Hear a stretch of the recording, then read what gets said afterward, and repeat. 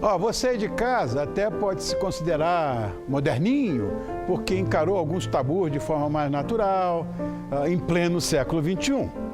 Mas acho que vale lembrar que sexo e sexualidade são assuntos da antiguidade, tratados de forma diferente nas civilizações ao longo da história. Então nós vamos esclarecer algumas passagens picantes do calendário humano, com a ajuda desse escritor, editor, tradutor, olha como é adjetivado, autor de vários artigos sobre história, relações internacionais, filosofia, publicado em diversas revistas especializadas. Entre outros, é autor do livro Uma Breve História do Sexo.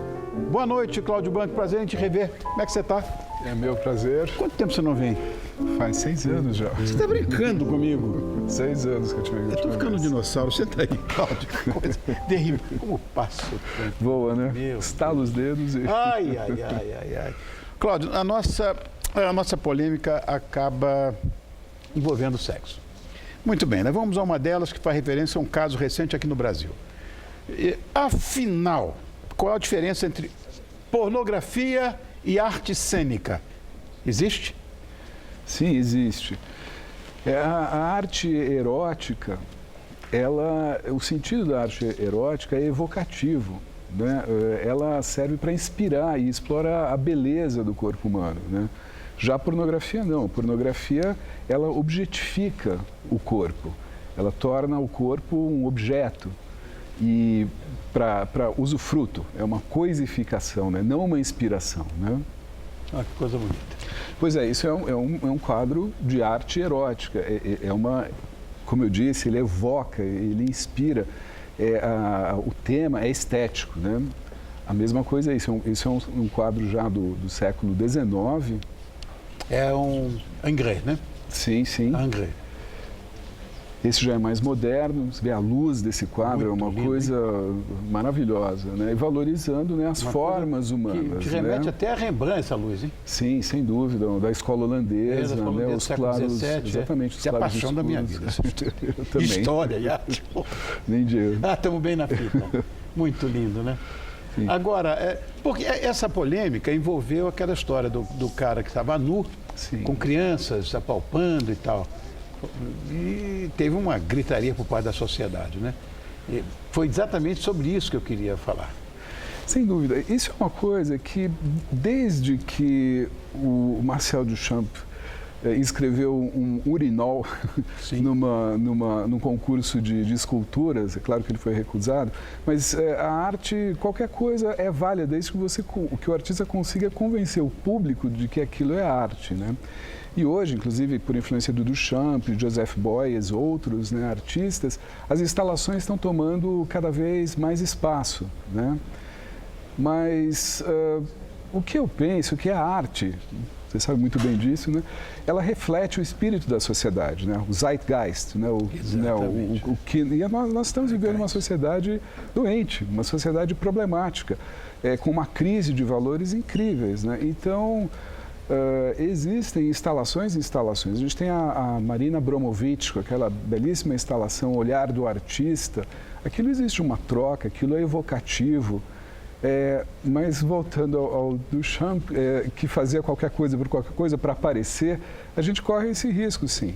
Exatamente. De atravessar demais as fronteiras e de uma forma gratuita. É a minha visão. Não evocativa, como eu disse. Exatamente. Né? Não estética, né? Olha, para nós que gostamos de arte, vamos lá para a Renascença, que muita gente fala da assexualidade do bom e velho Leonardo da Vinci. Tá. Isso, inclusive, aparece até nos próprios estudos dele, né? Sim. Como assim? Ele era o Leonardo é um cara que, né, todo mundo tem uma curiosidade incrível, é um grande mistério, né? Quem foi? Esse é um retrato dele, né? Baseado no retrato dele, até posterior isso, né? Não é um autorretrato. Mas ele, como ele não tinha uma companheira, ele era uma pessoa isolada, de hábitos estranhos, ele era vegetariano, né? No século XV, é uma coisa assim inconcebível para a época, né? Ele despertava muita curiosidade, né? Até os próprios estudos dele e tudo mais, mas Eu, pessoalmente, suspeito que ele fosse assexuado. O sexo era uma... isso é um estudo que ele fez, né, do órgão feminino. É, né? uma vulva, né? Sim, mas isso daí é um estudo de um cadáver, né? Ele, como artista renascentista, ele acabava também, isso daí também é o aparelho genital da mulher, né? Mas como ele era um artista renascentista, todas as formas de conhecimento eram válidas, desde o estudo da anatomia, o estudo da geometria, da matemática, etc. Isso ele aplicava na arte isso dele. se confunde, né? Com a arte, que é um estudo de anatomia, com toda certeza. Sim, mas ele aplicava era um isso. anatomista, né? Era um engenheiro, era um inventor e aplicava topo isso, de né? linha. Mas o que ele escreveu a respeito da sexualidade, que ele dizia que tanto os órgãos genitais, como esse estudo que a gente viu, quanto o sexo, o ato sexual, eram muito feios, era de uma fealdade tal que se não fosse a beleza do rosto humano, do sorriso, o brilho dos olhos, a humanidade não se reproduziria. Então eu suspeito que ele fosse assexuado por causa disso. Né? Não, você vê que toda a cultura greco-romana, fundamentalmente a grega, né? O próprio Fídias, que foi esse mega escultor, o cara fazia um corpo masculino que era o epítome da beleza, né? Não é a coisa da anatomia, era a expressão da arte, né? Através do corpo. Enfim, a estética, né? Vamos para aquela época, talvez um pouco mais para cá e menos para lá. Vamos falar de Cômodo, ou seja, a concepção do imperador Cômodo lá na Roma Antiga. Que a gente está falando de personalidades históricas, né? Fala um pouquinho dele para mim. O Cômodo, ele foi um dos mais terríveis imperadores. Barbaridade. Foi do nível do Nero, né? Daí para pior, viu? Esse é o pai dele, o Marco Aurélio, que é uma tremenda Sim, de uma... Marco Aurélio, né? Que foi, na verdade, uma pessoa comportada. Um filósofo, como César, né? Como César que era, né? Ele era um tremendo filósofo, inclusive um estoico, né? A gente, quando estuda o estoicismo lê os textos dele junto com o Sêneca, mas o Cômodo ficou muito famoso até pelo papel, filme, né? Pelo filme do Joaquim Fênix, né? E ele era um cara que ia para as arenas e lutava com os gladiadores. Claro, os gladiadores com uma espadinha de madeira e ele com uma espada de metal e matava os caras mesmo. E a história da concepção dele, né, que justifica inclusive essa brutalidade, é contada pelo Dião Cássio, que é um historiador do final do século II, começo do século III, depois de Cristo. Ele diz que a Faustina, a mãe dele, que nós vimos agora há pouco a estátua dela, quando assistiu a um desfile de gladiadores, né, ela ficou tremendamente desejosa de um deles, ficou apaixonada, e um desejo incontido. E ela contou para o Marco Aurélio, né, falou, estou com um problema aqui, né? Eu estou tremendo de desejo por esse gladiador. Né? Os gladiadores eram os sex symbols da época e tudo, embora fossem os escravos mais reles que tinham. Né? E o Marco Aurélio consultou os magos caldeus, e eles deram uma fórmula muito boa para ele. Matasse o gladiador, extraísse o sangue e a Faustina se banhasse no sangue daquele gladiador. E depois ele se deitasse com ela. Né? E foi assim que, segundo Dião Cássio, Cômodo foi concebido. Mais um gladiador do que um imperador. Meu Deus do céu. E é engraçado a gente pensar que um filósofo, né, como Marco Aurélio, teria se submetido a uma coisa dessa. Aquela inglesa, me foge o nome dela agora, também se banhava em sangue. Eu acho que é uma húngara. Ela sequestrava as meninas jovens, virgens, chamava-as para uma festa, sacrificava-as. Eu também esqueci o nome dela. Eu estou vendo até a imagem dela. Eu também, no não quadro, importa. Mas... Porque, outra coisa, muita gente pensa que a homossexualidade é um assunto atual. Nós sabemos que historicamente não é, nunca foi. Hoje virou moda, né? O homossexualismo hoje é o topo da moda, né? De se falar nisso o tempo inteiro. Agora, como é que o assunto foi encarado, por exemplo, entre índios americanos?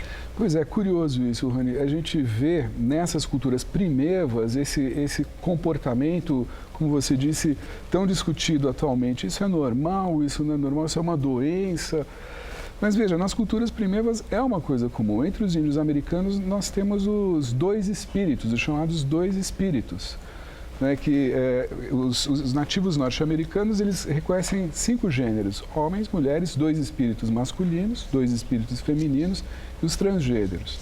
Os 2 espíritos são o que nós chamaríamos de homossexuais. Essa foto é do século XIX, 2 espíritos, um casal, né, de 2 espíritos. Eles eram, tanto os homens quanto as mulheres, os 2 espíritos, homens e mulheres, tremendos xamãs. Eles tinham uma participação muito importante na sociedade deles, indígena, como comunicadores com os espíritos, né? Eles eram os religiosos, eles é que faziam as magias, eram os pajés. Não só 2 espíritos, mas os 2 espíritos tinham uma característica quase sempre de uma espiritualidade muito forte. Outra coisa, a bissexualidade. Na Grécia Antiga, né? Na Esparta, por exemplo, né? Conta essa história.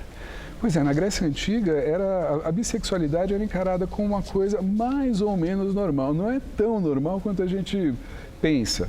Existiam, né, os éfobos, né, que eram alunos de homens de destaque, né, eles eram como se fossem professores particulares. E existia como, né, a sensualidade da beleza do corpo, até porque os esportes eram praticados nus, tanto pelos meninos quanto pelas meninas, né, em Esparta, né? E existia esse tom de desejo, essa atmosfera de desejo, né? Mas o homem digno não deveria sucumbir a isso, né? Existe uma história interessante, inclusive, de Alexandre o Grande, que um dos generais dele captura um escravo de uma beleza extraordinária e manda esse escravo para o prazer do Alexandre. O Alexandre fica muito bravo, ele responde dizendo: "Você está achando que eu sou o quê para, né, você me ofereceu esse tipo de presente", né? Outra coisa, vamos falar de século XIX, né? As Molly Houses, lá na Inglaterra, que no século XVIII, que eram travestis, né? Que era um assunto daquela época. Não dá para entender se no século XVIII, ou seja, em 1700 e qualquer coisa, existiam as Molly Houses, que eram dos travestis, e um ídolo meu, Oscar Wilde, foi em cana, foi preso, porque era bissexual. Dá para entender isso? E não só, né, Oscar Wilde, começando no começo das Molly Houses... Era crime o homossexualismo, total. Ou sodomia, como eles falavam. E as Molly Houses eram essas tavernas, né, onde os homens iam se encontrar, eram encontros homossexuais, e muitos deles iam travestidos de mulheres até para ser como disfarce. Porque até 1861, na Inglaterra, o homossexualismo era punido com a morte. 1861, né?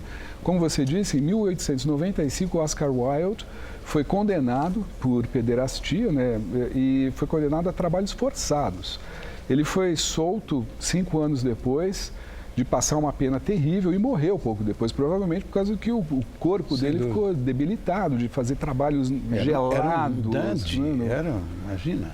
Imagina andando na água fria, o clima inglês, úmido, gelado, tudo uma perda enorme. E a gente pode ir um pouco depois, nos anos 50, Alan Turing, que foi um tremendo de um gênio da computação. Se hoje nós usamos computador, devemos muito a ele, sem dúvida. Além de ser um herói de guerra, né? Decodificação do código alemão, que ele e a equipe dele conseguiram fazer, salvou milhões, não foram milhares, foram milhões de vidas. E a maneira como ele administrou isso, que os alemães não suspeitassem que eles já tinham quebrado o código, né? No entanto, ele foi condenado a uma castração química e sofreu um trauma tão grande que acabou se suicidando, né? Por que você abana a mão assim? Estourei muito, está aqui, estourei muito a pauta. É uma pauta interessante, quem está em casa está gostando. Ora, imagina. Não querem que eu continue, viu? Bom, eu quero agradecer muito a você, Cláudio, mas... E falando do livro, que é Uma Breve História do Sexo. Você trouxe, não, né? Não trouxe. Devia ter trazido, preciso ler. Eu vou trazer para você. Pode ficar tranquilo que a próxima vez Obrigado, eu trago e pelo menos... Vê se não demora 6 anos para voltar. Estou aberto a convites aí. Obrigado. Quando você quiser sobre Cláudio, isso e outros temas, estou à disposição. Assim, história é uma coisa que você sabe que eu sou apaixonado. Arte. Tamo junto. Obrigado, Cláudio. Eu que agradeço. Obrigado, meu velho. Mesmo.